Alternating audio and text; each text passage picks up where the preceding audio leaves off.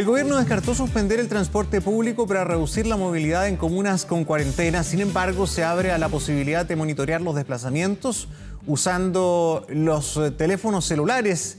¿La medida vulnera la privacidad de los usuarios? Bueno, queremos hablar de todo esto con Carlos Melo, director del Centro de Ingeniería y Políticas Públicas de la Universidad de San Sebastián. Él fue ex subsecretario de Transporte. ¿Cómo estás, Carlos? Gracias por estar con nosotros. Hola, Gonzalo. Muy buenos días. ¿Un error no suspender el transporte público? Mira, yo creo que en el contexto actual no es un error, toda vez que el transporte público no puede mirarse como una medida aislada sin separarlo de las restricciones que hayan sobre las actividades.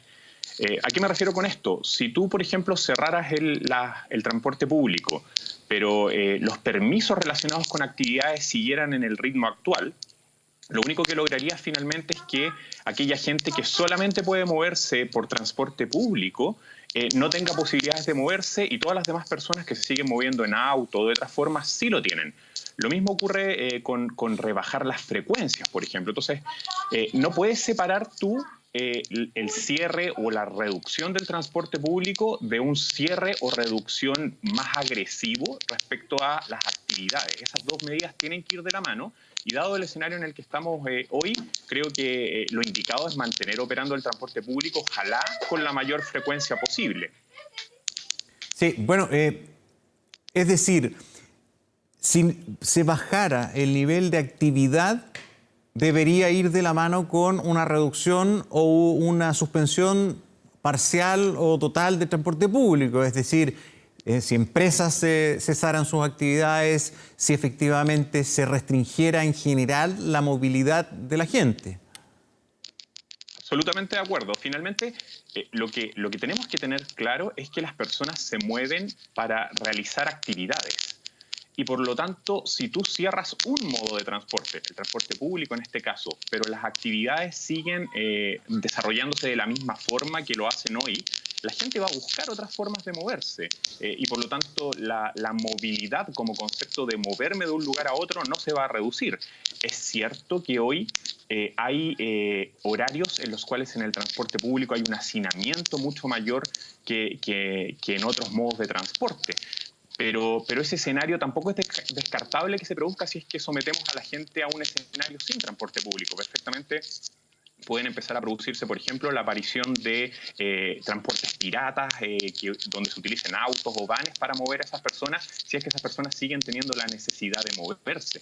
Entonces yo creo que dado el nivel de actividad que se permite hoy, lo adecuado es no cerrar. Si ese nivel fuese más restrictivo de actividades, como quizás puede ocurrir ahora con la limitación que se va a poner al número de permisos semanales que tienen las personas, quizás ese escenario podría cambiar. Y eso es lo que uno ve en la experiencia internacional ha ocurrido.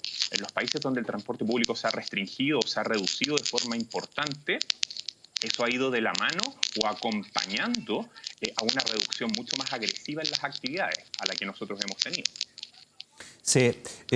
Ahora, restringir el horario, por ejemplo, si pusieras una hora a tope más temprano, si el transporte público dejara de funcionar a las 20 horas, ¿eso podría tener algún tipo de impacto positivo o utilidad para que la gente se organizara y si tuviera que salir lo hiciera más temprano? ¿O derechamente tú dejarías como está el funcionamiento del transporte público? Yo creo que ese tipo de medidas puede servir, pero debe ser muy bien diseñado en su detalle. ¿A qué me refiero con esto? Recordemos que cuando empezó esta crisis hubo un intento de restringir el horario del transporte público y cerrarlo de forma anticipada, con una holgura mucho menor respecto al toque de queda que, recordemos, sigue vigente. ¿Y qué ocurrió cuando se produjo eso? Se produjeron aglomeraciones muy importantes en las estaciones de metro, porque la gente llegaba a las estaciones y las estaciones estaban cerradas. Y esas aglomeraciones son un escenario o un foco de contagio quizás incluso más peligroso que el mismo transporte público, el mismo desplazamiento en transporte público. ¿Ya? Entonces, efectivamente, yo creo que una restricción horaria puede ser una buena medida, pero el diseño y la aplicación tienen que ser muy precisas, muy coordinadas entre los diferentes modos de transporte y muy bien informadas además a la ciudadanía, para que no volvamos a tener episodios como los que tuvimos aquí mismo en Santiago al inicio de esta crisis. Sí, bueno, conocíamos hace muy poquito el impacto positivo que ha tenido la disminución evidente del transporte, particular y también público, en la contaminación, los registros de mejor calidad que hemos tenido en los últimos años. ¿Esto demuestra, ¿verdad?, la importancia que son las restricciones de circulación en años normales? Bueno, yo creo que son un espaldarazo en ese sentido y nos permiten darnos cuenta de que dentro de las emisiones base que tiene la ciudad, el transporte es una proporción muy relevante. Contribuye mucho. ¿Ya? Claro, básicamente uno puede darse cuenta y siempre cuando uno revisa los inventarios de emisiones, siempre se habla de que más o menos un 30% de las emisiones corresponden al transporte. Muchas veces subestimamos eso nosotros en el día a día, pero esto nos permite darnos cuenta que en esa base el transporte es muy importante. Sin embargo, también creo que hay que tener en cuenta que se produjo, por ejemplo, la semana pasada nomás, en plena cuarentena, un episodio de preemergencia. Y sí, eso también nos permite darnos en que en estos pics que se producen en invierno hay otras fuentes que no son el transporte, que son importantes. El tema de la calefacción, por probablemente ejemplo, la leña. Claro, la O sea, leña sería como a lo único que podríamos echarle la culpa, porque imagínate que ha parado incluso algo que no se detiene nunca, los aviones. O sea, cuando tenemos preemergencia, se detienen las fuentes fijas, pararán industria, parará todo, pero el aeropuerto no haya parado jamás. O sea, hoy día, cuando tuvimos preemergencia, debe haber sido única y exclusivamente por la leña. O sea, también esta circunstancia tan específica, inusual en toda la historia, también sirve para ustedes poder, digamos, comprobar, corroborar, precisar todas las teorías, ¿no? Absolutamente. De hecho, si recordamos, ese episodio de preemergencia se produce cuando se inicia ya el frío. Claro. Se inicia además, justo coincidió con un fin de semana, entonces además el fin de semana, si ya estamos en una situación muy de bajas emisiones en todas las actividades en general, el fin de semana es una fecha donde eso se realza además. Entonces, claramente nos ha servido esto, uno, para verificar que el transporte sí es todavía una componente importante dentro de las emisiones, pero dos, también para darnos cuenta que en estos pics que se producen en invierno, la leña, pese a estar prohibida hoy día su uso completo en la región metropolitana, sigue siendo un factor claramente relevante en los episodios de contaminación crítica. Sí, Carlos, vamos a otro tema. ¿Qué te parece esta idea de monitorear la movilidad a través de los celulares? A ver si conoces más o menos de qué se trata, cuál es el mecanismo. ¿Es a través de los GPS de cada uno de nuestros celulares? ¿Es una triangulación de antenas? Mira, al menos los informes que se han publicado, que dos universidades han desarrollado de la mano con empresas de telefonía, la tecnología que utilizan es básicamente una triangulación, como tú muy bien señalas, entre las antenas de celulares. Cuando tú estás en tu hogar, cada zona celular es más o menos similar a los tamaños de las zonas censales, ¿ya? Y por lo tanto, si tú te mueves, vas cambiando de antena. Y por lo tanto, la compañía de telefonía es capaz de darse cuenta con eso que tú te estás moviendo, ¿ya? Y eso es lo que se ha reportado, por ejemplo, en informes de empresas de telecomunicaciones con universidades asociadas a movilidad. El que tú salgas de la zona celular donde tiene cobertura tu casa, ¿ya? Eso es muy distinto a hacer uso de los GPS de los celulares para hacer seguimiento de los movimientos de las personas. Ya, pero perdón, Carlos, para aprender y entender, para hacer esa triangulación y detectar que un celular se está moviendo para allá o para acá, igual está usando la señal de GPS de ese celular, ¿o no? No, más que la señal de GPS, utiliza tu conexión a la red telefónica. Perfecto. De hecho, no es capaz, esa tecnología o esa metodología no es capaz de distinguir en qué punto de la zona celular tú estás. Y tiene una precisión del orden de la zona. Por eso la información se reporta como, de partida, las compañías obviamente saben a qué celular corresponde y qué celular corresponde a cada cliente, pero una vez que a esto se le da este uso para medir la movilidad, esa información es absolutamente anónima, ¿ya? Y no es precisa, finalmente es como que tú dijeras o te dijeran tú estás en esta manzana. ¿Ya? Eso es lo que es capaz de decir esa tecnología. Y tú te moviste o saliste de esa manzana a la manzana de al lado. No fuiste de este punto a este Claro. punto. ¿Ya? Carlos, ¿y Entonces, esta tecnología por eso, se ha usado en otros momentos? ¿Se usa? ¿No es algo nuevo? ¿En qué aplicación se ha utilizado, por ejemplo?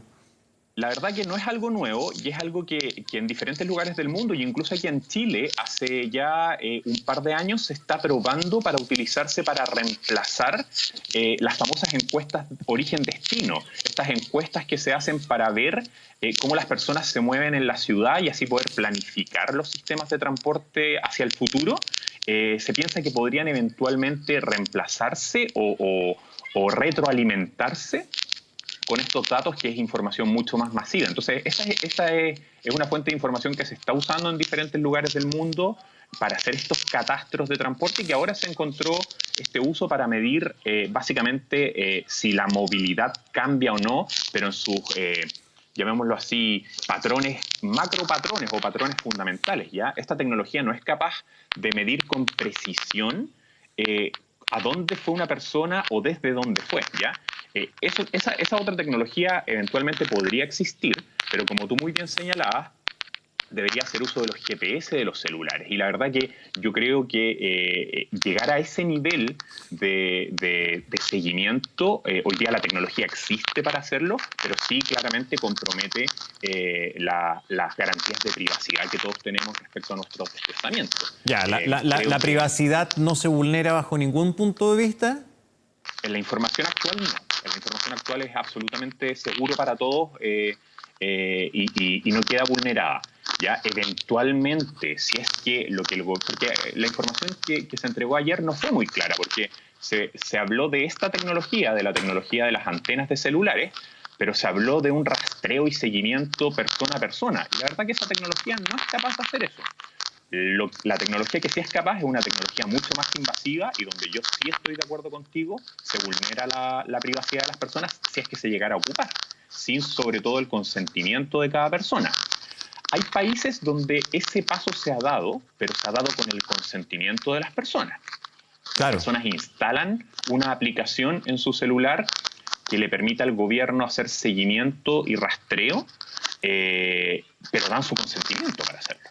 ¿Ya? Hacer eso sin el consentimiento de cada persona yo creo que vulnera claramente los derechos de privacidad. Oye, finalmente, solamente para tener una idea, esta tecnología que sigue a través de la antena, digamos, de la frecuencia de radio, por decirlo de alguna manera, no GPS, ¿qué distancia o qué precisión tiene para hacernos una idea? Porque el GPS sabemos que es súper preciso, te puede dar una distancia hasta de 2 metros, incluso un poco menos, depende de algunos factores, pero es muy preciso. Pero esta otra situación de antenas, ¿cuál es el rango? ¿Una cuadra? ¿Me puede monitorear si estoy dentro de una cuadra? Incluso, mira, depende mucho de la zona, porque las zonas que tienen más antenas de celulares y son más densas porque hay más demanda de llamadas. ¿Tienen más precisión?